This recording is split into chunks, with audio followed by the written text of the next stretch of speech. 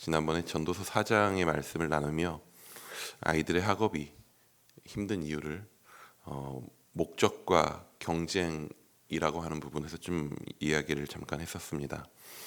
학업의 목적이 학업 자체가 아니라 공부의 목적이 공부 그 자체가 아니라 그것을 통해서 어떤 결과물, 성적을 얻어내는 것, 그리고 그 성적을 통해서 또 입시라고 하는 목적을 갖는 것 때문에 결국에 학업이 괴로워진다라는 이야기를 했었죠.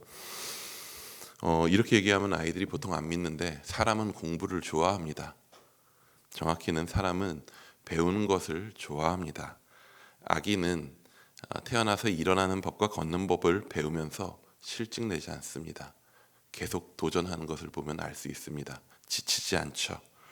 아기들은 말을 배우는 것을 즐거워합니다. 엄마라고 말하고 아빠라고 말하고 무언가 언어들을 배워가는 것에 있어서 실증 내지 않습니다. 왜냐하면 배움이라고 하는 것은 하나님께서 우리에게 주신 본능적인 즐거움입니다.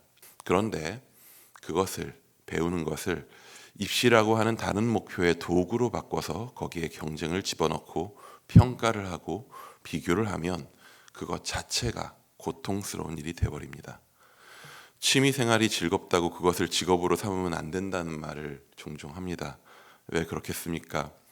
그 일 자체는 즐거운 것이었는데 그것에 다른 목적이 생기고 그 취미 자체가 즐거운 게 아니라 그것을 통해서 다른 목적이 생계가 되고 수입의 양이 되는 그 순간, 다른 것이 목적이 되는 순간 즐거웠던 일도 괴로운 일이 되어버리는 것이죠.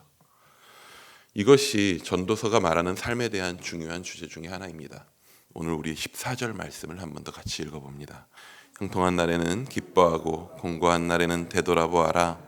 이 두 가지를 하나님이 병행하게 하사 사람이 그의 장래 일을 능히 헤아려 알지 못하게 하셨느니라.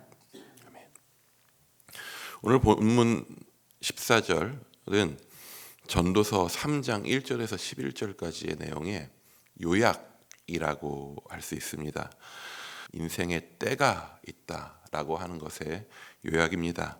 그리고 그 인생의 그 모든 때는 누가 주셨습니까?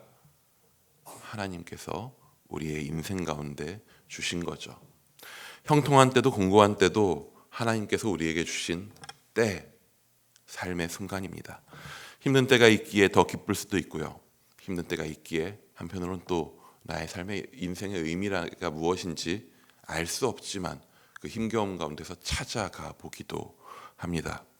그 모든 때가 의미 있으려면요, 또 한 가지 전제 조건이 필요합니다. 그것이 뭐냐 하면 사람이 장래의 일을 알면 안 됩니다. 많은 그런 얘기들 하죠. 어떤 영화를 내가 봐야 하니 영화의 내용을 스포하지 말라고. 이게 스포일러의 줄임말이죠. 영화의 결론을 미리 말하면 영화가 재미없어지는 것이죠. 그래서 전도서 3장 11절에도 이렇게 말씀합니다.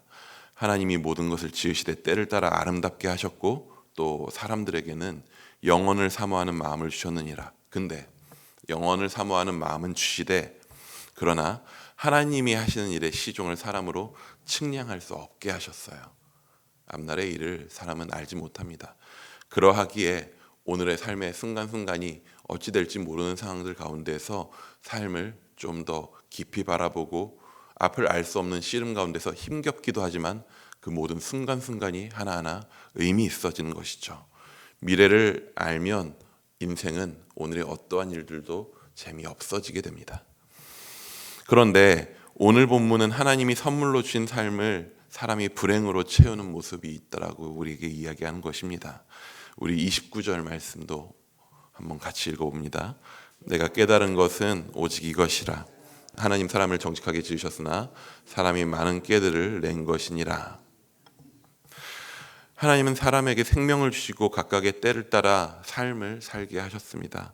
그런데 사람이 그 삶의 순간들 하나하나에 좋은 것과 안 좋은 것을 스스로 구분하고 인생을 그래서 좋은 것들로만 채워보겠노라고, 자기가 원하는 것들로만 채워보겠노라고 자신의 인생을 계획하고 계획에 따라 설계한 후 그 목표를 이루어야만 행복할 수 있는 것이냐, 내가 정한 내 삶의 어떠한 좋은 것이라고 여긴 것을 이루어야만 내 삶이 의미 있는 것이냐 살아가기 시작합니다.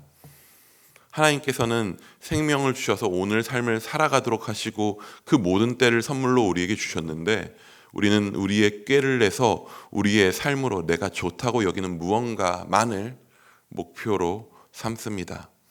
삶이 선물이고 그래서 오늘의 삶에 누릴 수 있는 것들을 감사함으로 받으며 살아야 하는데, 삶을 나의 꾀로 낸 목적을 위한 도구로 만들어버린 것이죠.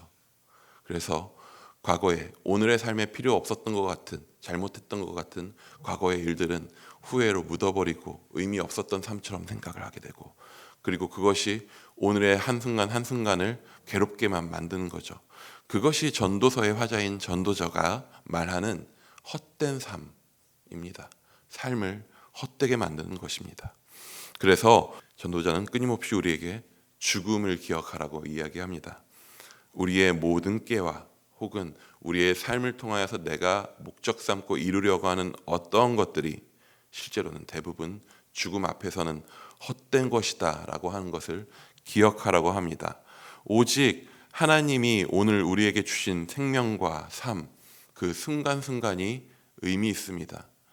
오늘 우리의 호흡, 지금 우리가 숨쉬고 있는 호흡 하나하나도, 오늘 우리에게 걷는 모든 생명, 그 어떤 것도 우리가 살아가는 동안 내 힘으로는 하나도 얻을 수 없는 오직 하나님께서 허락하신 선물입니다. 오늘 우리의 삶의 순간순간은 그 순간이 울 때도 있고 웃을 때도 있을 수 있겠지만, 그 모든 순간이 하나님께서 우리에게 살아내게 하신, 우리로서는 얻어낼 수 없는 하루하루 한순간 한순간인 하나님의 선물입니다. 우리는 오늘 우리의 하루의 삶을 어떻게 대하고 있는지 기억하기 원합니다. 어떠한 나의 계획과 나의 인생만을 목표로 두고 그것을 이루기 위한 도구로서 오늘의 삶을 대하고 있지는 않습니까? 그 삶의 반복은 우리의 매일의 삶을 힘겹게, 그리고 어느 순간 마치 이 전도자처럼 살아보니 헛되더라 라는 말을 하도록 만들어버립니다. 오늘 하루를 하나님이 주신 귀한 선물로 대하시기 바랍니다.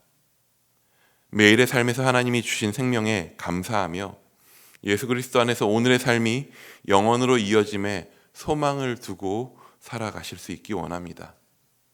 우리가 우리 매일의 삶을 주신 하나님을 기뻐하며 찬양할 때, 그때 하나님은 우리의 삶을 통하여서 영광 받으십니다.